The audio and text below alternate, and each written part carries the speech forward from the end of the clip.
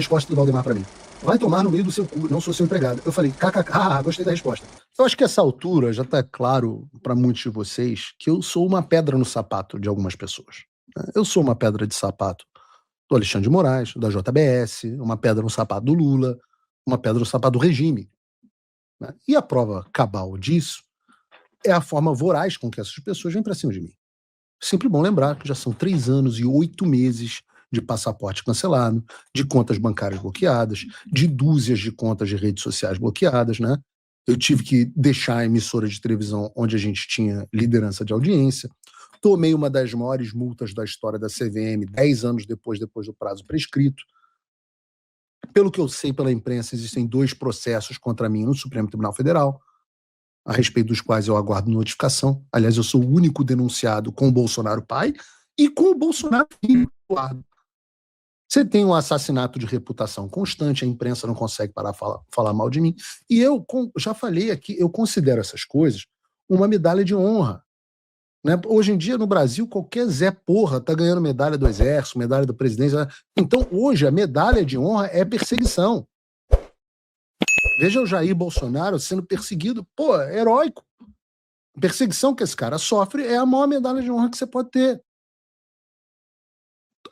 Todo cristão, aliás, tem que se alegrar em ser perseguido pelo mal. Isso é bíblico. Se tem algo que você tem que se orgulhar na sua vida é em ser perseguido por fazer o bem e o bom e o certo. O que também implica que se você não está sendo perseguido, se o mundo, né, como nos termos bíblicos, não te odeia, é porque você não é inconveniente para os planos de Satanás. Mas isso aqui vocês já sabem. Agora, o que talvez vocês estejam tendo a oportunidade de perceber é que eu também sou odiado, também sou uma pedra no sapato para muita gente dentro dos chamados aliados do Flávio Bolsonaro. Há uma satisfação enorme dentro de setores da campanha e de aliados do Flávio Bolsonaro com o que eu falo aqui no programa, com o que eu faço nos Estados Unidos e com a influência que eu tenho junto ao público e as sugestões que eu acabo tendo e dando dentro da campanha, que são o que vocês já conhecem aqui. O que eu tenho defendido? Qual é a direção para a campanha que eu tenho defendido? Eu tenho defendido que nós devemos retomar o Bolsonaro mito. Eu tenho saudade do mito. Eu não consigo chamar o Flávio de mito. Cadê as mitadas? Cadê falar a verdade? Eu acho que nós devemos fazer uma campanha com um tom de indignação. Eu acho que nós devemos abraçar as polêmicas e não nos intimidarmos com elas. Eu acho que nós devemos confrontar a imprensa, porque a imprensa é nossa adversária. A imprensa está a serviço do regime. A imprensa é uma das razões, se não a maior razão, por trás de todo o mal que nós vivemos no Brasil. Eu acho que nós devemos abraçar as pautas ideológicas, como combate às pautas identitárias, às pautas feministas, às pautas LGBT, às pautas de discriminação racial invertida. Eu acho que nós devemos ir atrás e proteger quem está sendo perseguido por homeschooling, quem é perseguido político. Eu acho, é o que eu acho. Eu acho que esse é o caminho. Eu acho que nós devemos explorar, sim, o direito do cidadão de se defender. Eu acho que nós devemos defender voto impresso. Eu acho que nós devemos falar que as eleições de 2022 foram roubadas, sim. Eu acho tudo isso. Essa é a direção que eu acho que tem que ser tomada. Eu acho que a gente tem que cagar e andar e, na verdade, provocar o ódio do Beautiful People, da convivência de Brasília, de São Paulo, da Faria Lima. Eu acho que a gente tem que mandar essas pessoas para a PQP e abraçar quem? O trabalhador comum, o trabalhador do campo, o trabalhador da cidade, o pequeno empresário. Eu acho que nós devemos fazer uma campanha focada nos brasileiros esquecidos e esquecermos e ignorarmos completamente ou provocarmos e confrontarmos aqueles que são, de uma forma ou de outra, os beneficiários e artífices desse regime. E por que eu acho tudo isso? Porque isso é o que representa o bolsonarismo. Isso que é a cara de um movimento nacional populista no mundo inteiro, não apenas no Brasil. É isso que diz Trump, é isso que diz o Milei. Quando surgiram na Europa, era isso que diziam. a Meloni e o Nigel Farage, hoje questionados dentro dos seus respectivos países, justamente por terem se distanciado dessa postura. É isso que diz o André Ventura em Portugal com o Chega. É isso que diz o Santiago Abascal na Espanha com o Vox. É isso que defende o Naok na Polônia, o Cast no Chile, o Abelardo na Colômbia. Aliás, o Abelardo é tão sangue nos olhos que o apelido dele é o Tigre. E o problema é que parece que a campanha e essas pessoas querem transformar o Flávio Bolsonaro no El Chuchuco. Eu quero é o Tigre, não é o Chuchuco. Esses que eu citei aqui, vitoriosos, são os sujeitos que representam o movimento nacional populista. No mundo inteiro, o Brasil não é diferente. Eu não estou inventando nada. Mas no Brasil, a gente vive um fenômeno que é o seguinte, é uma campanha cercada de pessoas que nunca estudaram nada, completamente ignorantes, completamente deslocadas do movimento internacional e que não compreendem o próprio movimento bolsonarista porque não tem uma porra de um puto de um voto.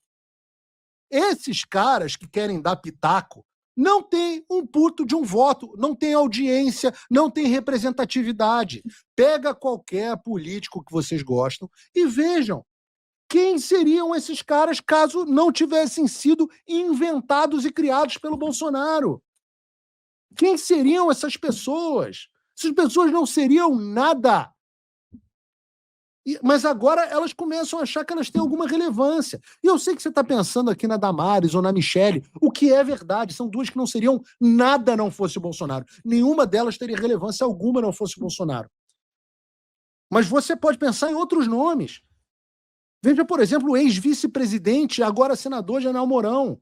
Quem é General Mourão? O que fez General Mourão como vice? O que fez como senador? Como vice, ele passou 4 anos sendo utilizado como ponto de desgaste do Bolsonaro por ser o vice que ficava discordando publicamente do presidente. No final de 2022, senhor Mourão, eu sei muito bem das reuniões clandestinas que você fez com agentes do governo Biden para entregar o Brasil para a esquerda. Eu lembro do seu discurso vergonhoso no final do governo, do qual vocês da audiência devem se lembrar. Ou seja, traiu o Bolsonaro, traiu o Brasil e, no entanto, hoje é senador, graças ao quê? A ter botado o rabo entre as pernas e ter ido lá pedir bênção para ter voto do Bolsonaro. Agora, não vamos fingir que o Mourão tem relevância. Mourão não tem relevância nenhuma. É um sujeito que vai desaparecer. Então, quando o general Mourão dá uma entrevista no Globo e resolve me esculhambar e dizer que eu falo besteira, assim, tomara por Deus que eu morra com o Mourão achando que eu falo e faço besteira. Porque não fosse o Bolsonaro, este sujeito estaria de pijama dentro de casa. E eu acho que isso seria muito melhor para o Brasil. E eu posso passar o dia aqui falando de exemplos dessas pessoas. Eu não tenho respeito por nenhum de vocês. A trajetória de nenhum de vocês representa nada para mim. Eu acho, olha, eu diria assim, com raras exceções, eu acho vocês ineptos, despreparados e embustes. Eu acho todos vocês aproveitadores do Bolsonaro. E talvez o mais icônico desses aproveitadores seja o dono do PL, o Joe Biden do PL, o Valdemar da Costa Neto, também conhecido como Gagaldemar. Quem é o Gagaldemar? Gagaldemar é um mensaleiro condenado por corrupção, lavar dinheiro, 7 anos de prisão. Sem saudade da época do Roberto Jefferson. Mulherengo. Eu era vivo nessa época. Gagaldemar herdou do papai um partido que era inexpressivo e que, diante da incapacidade do bolsonarismo em criar um partido próprio, e a gente já falou aqui sobre a tosqueira e a incompetência do bolsonarismo, ele teve que achar uma casa quando o grupo político do bolsonarismo debandou de outro partido, que era de outro bandido, que era o PSL. E por que escolheu... Como era o nome? Pastor Everaldo. E por que escolheram o PL? porque o Valdemar é um gênio da política, pelo estatuto do PL, porque o partido se diz liberal? Não. É porque o Brasil tem uma legislação insana que diz que o político tem que fazer parte de um partido. Só por essa razão, nada mais. Por conta dessa legislação insana, protegedora de cacique corrupto, é por isso que você tem um bando de feudos nas mãos desses caras que, bem ou mal, são parte e propiciam o regime. União Brasil é de quem? É do Rueda. Vagabundo. O PP do Ciro. Outro que, aliás, não gosta de mim. O PSD é de quem? Do Kassab. O republicano é do Marcos Pereira. Porra, não tem um. Olhem, vejam o poder que esses políticos têm. Com esse escândalo das emendas, injusto com o Valdemar, mas que serve para você. Não adianta, eu vou defender aqui o cara da injustiça, apesar dele ser um bosta. Essa é a marca, né? Eu defendi até o Lula, já falei, eu fui o cara do Lula livre na direita, todo mundo fica puto, eu defendo, eu não posso ver uma injustiça. Mas com esse escândalo das emendas, a gente tem que ver, não é exclusivo do Valdemar. Você vê o quanto que o presidente do partido tem um poder danado para distribuir dinheiro no país inteiro. Segundo a Polícia Federal, o Valdemar, que nem mandato tem. Valdemar, preste atenção, o Valdemar não tem mandato, mas indicou 111,8 milhões de reais em emendas de comissão só em 2024.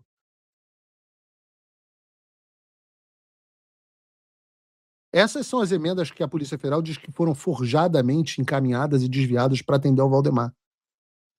118,8. Eu não estou dizendo que há crime aqui, não. Isso tem que ser apurado.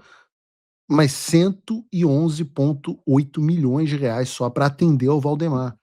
Agora, você imagina o Rueda, o Kassab, o Marcos Pereira, o Edinho Silva. Centenas, bilhões de reais do nosso dinheiro para atender o plano político de vagabundo. De presidente de partido vagabundo. E com a entrada do Bolsonaro, o PL passou de um partido nanico, com pouca participação no fundo partidário, pouca estrutura, para ser o que é hoje. O partido o maior partido do Brasil, o partido que mais recebe recursos do fundo partidário, que tem milhões em emendas, centenas de milhões de emendas em todos os anos. Por isso o Valdemar gosta do Bolsonaro. Por isso o Valdemar quer o Bolsonaro no PL. Não é porque o Valdemar seja bolsonarista. E com essa grana, ele compra estrutura, dá lá um salário, uma estrutura enorme para Michele, outro para o próprio Bolsonaro. É ele que vai lá e decide as coligações, então tem muito poder graças a essa grana. É ele quem decide os diretórios estaduais, é ele quem decide chapa, quem decide quanto cada candidato vai receber do fundo partidário. Um filho da puta que não tem um voto. Um voto! E como é que isso é democracia, eu me pergunto? A verdade é que o Brasil está na mão de um bando de ladrões travestidos de presidente de partido. E o poder desses caras é enorme. Só falta uma coisa para eles: voto. Nenhum desses caras tem voto. E é por isso eu não tenho respeito nenhum pelo Valdemar. Nenhum respeito. O Joe Biden do PL, o Gagaldemar, né, que é como todo mundo chama. Por exemplo, todos os políticos do PL ficam lá puxando o saco dele, porque precisam deles. Aí todos esses mesmos políticos que puxam o saco do Valdemar vêm no privado me dizer que o Valdemar tá gagá. Na Globo News, os mesmos apresentadores que o chamam para entrevista, quando ligam para mim, dão risada no privado, fazem chacota. Como, nossa, com cada entrevista do Valdemar é uma gafe, é uma crise dentro do PL.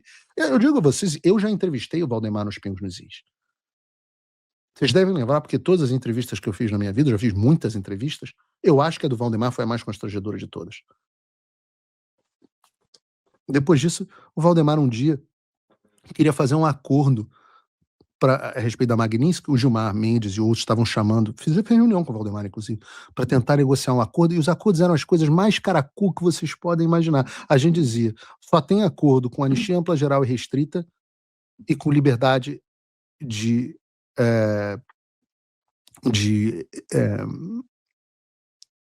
expressão, né? Não tem mais perfis bloqueados, nas cláusulas pétreas. E o Alexandre de Moraes não tem mais salvação. Contra ele, a Magnitsky nunca vai sair. Contra os próximos, aí vinham os acusos. Aí o Valdemar um dia me liga do lado de um deputado. Na verdade, o deputado me liga, amigo meu, me liga ao lado do Valdemar. Tô aqui com o nosso presidente. Ele tá querendo ir aos Estados Unidos conversar com as pessoas para a gente fazer um acordo, porque ele tem muita representatividade como líder partidário. E eu, na minha cabeça, como ele tem representatividade? Ele não tem um voto. É o contrário dele ter representatividade. Não, eu não faço. Então é assim que as coisas funcionam no Brasil. E eu nem ia falar de Valdemar, de Galdemar, mas eu estava quieto no meu canto, cuidando da minha vida, tentando fazer o Flávio ser eleito presidente, mas o Galdemar, deixa eu ver se eu tenho aqui.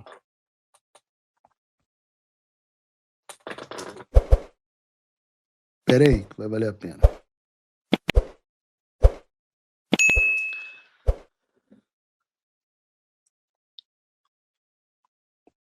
Eu só disse o seguinte, por favor, presidente, ajude, evite entrevistas. Já combinamos isso, poxa, porque ele tinha combinado comigo que não daria mais entrevistas.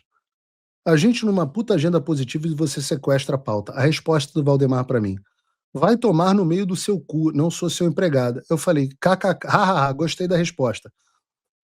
Gosto assim, melhor direto do que vaselina. Aproveito para te mandar tomar no cu também. Mas feitas já as mandadas de tomar no cu, que tal parar de atrapalhar a campanha do Flávio e parar de falar merda? Aí ele respondeu para mim, vá se fuder. Eu falei, não vou não, você vai se internar, vai. Esse é o nível de diálogo dessas pessoas. Eis que o Valdemar resolve dar mais uma entrevista, isso foi algumas semanas, o Valdemar resolve dar mais uma entrevista e bota aí a entrevista da Globo News. Figueiredo não entende nada. Isso aí só dá palpite na vida dos outros, só palpite dos outros. O Paulo Figueiredo não entende nada. Isso aí só dá palpite na vida dos outros, só palpite errado. É uma pena. É gente se metendo na campanha, se intrometendo só para atrapalhar a gente. As mulheres é um ponto o primeiro trabalho que nós temos no partido, e quem desenvolveu foi a Michele Bolsonaro, de colocar as mulheres na política. Mas Michele é muito não está importante. na campanha, então vocês, como é que vai ser? A mão dela, né? Nós vamos ter que acertar isso aí, porque isso aí... Mas acerta como, presidente? Acerta como? Quer dizer, nós estamos aqui, nós estamos há 3 meses da campanha. Nós vamos ter que acertar isso. Vai ser agora. O Valdemar não deveria ter dito isso na entrevista, mas tudo bem, ele tá gagá e tal, mas é importante que você entenda que há forças diferentes dentro do bolsonarismo. Valdemar e essas pessoas, vocês têm que entender, nenhuma dessas pessoas queria e querem sequer que o Flávio seja candidato. O Flávio é candidato graças às manobras aqui nos Estados Unidos e o endosso do Jair Bolsonaro. Estas pessoas, incluindo o Valdemar, tiveram que engolir o Flávio. E hoje, essas pessoas que tiveram que engolir o Flávio, que não têm voto, que não têm formação intelectual, que não têm conhecimento político e querem transformar o Flávio no candidato do PSDB com 3% dos votos. E eu pergunto a vocês, quantas influências bolsonaristas o Flávio tem na campanha dele? Olha em volta. Bolsonaristas. Pessoas que defendem aquelas pautas que eu estava falando aqui agora há pouco. O brasileiro esquecido. Praticamente nenhuma. O Eduardo, né, que é chamado de radical. Então é normal e desejável que essas pessoas se revoltem comigo. Eu quero mais é que elas estejam revoltadas. Por quê? Porque são projetos absolutamente diferentes para o Brasil. O Valdemar está preocupado com o fundo partidário, com mais de 100 milhões de emendas para ele distribuir para os amigos dele, com ou sem corrupção, com o poder, com o que é conveniente. E ele não tem nenhuma capacidade de leitura do cenário político. Por quê? Porque só existe Valdemar porque existe Bolsonaro. Então, eu estava quieto no meu canto, mas já que o Valdemar resolveu trazer isso, eu acho bom que vocês saibam que existe essa tensão. Por quê? Porque cabe a você, eleitor, decidir, pressionar o seu candidato na direção que você acha correta. Você precisa fazer a sua voz ser ouvida. Se você acha que a campanha tem que ser mais parecida com a do Aécio Neves, você aplaude Valdemar. Se acha que a campanha tem que ser mais parecida com a do Jair Bolsonaro em 2018, aí você aplaude Paulo.